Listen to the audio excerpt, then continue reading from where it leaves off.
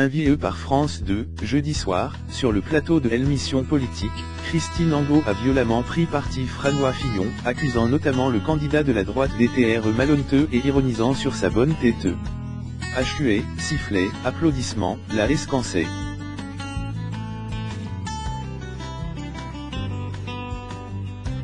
Singulier. Invitée par France 2, jeudi soir, sur le plateau de l'émission politique, Christine Angot a violemment pris parti François Fillon, accusant notamment le candidat de la droite d'être malhonnête et ironisant sur sa bonne tête. L'intervention de la romancière avait pourtant débuté éposement. Celle qui priait François Hollande en février de se présenter sa propre succession commence par une longue diatribe. Vous savez que si vous êtes élu, on aura un président en qui une large partie de la population n'aura pas confiance, pose-t-elle d'abord. Si vous êtes élu. Père vient elle. Parce que en cas de deuxième tour, Fillon-Le Pen, beaucoup s'abstiendront. Quand on a parlé de ces costumes, vous avez dit et alors?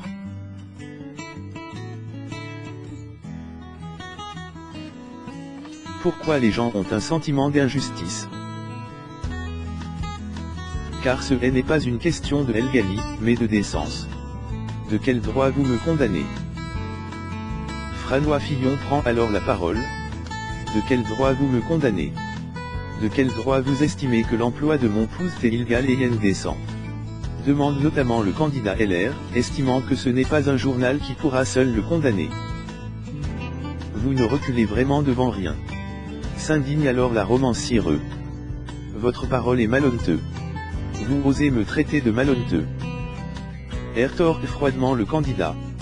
Oui, je vous traite de malhonnête. Répond du tac au tac Christine Angot, déclenchant des huées dans le public, qui compte de nombreux soutiens de l'ancien Premier ministre. Chantage au suicide.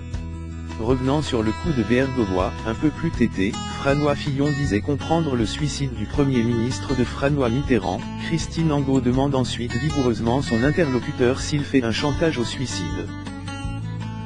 Vous ne pouvez pas comprendre que je sois blessé par des accusations mensongères. Se justifie alors le candidat.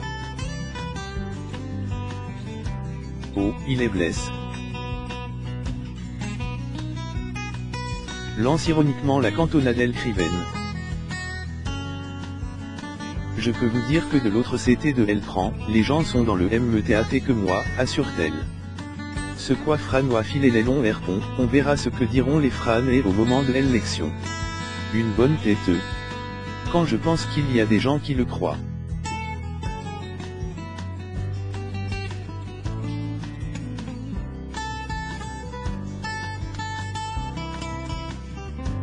C'est dingue. Se décèpre la romancière. Ne voulant plus discuter, c'est bon, Abba, à ne m'y intéresse pas. Christine Angot quitte finalement le plateau dont l'ambiance est devenue glaciale. Vous avez une bonne tête en fait, lance-t-elle, peu avant de partir.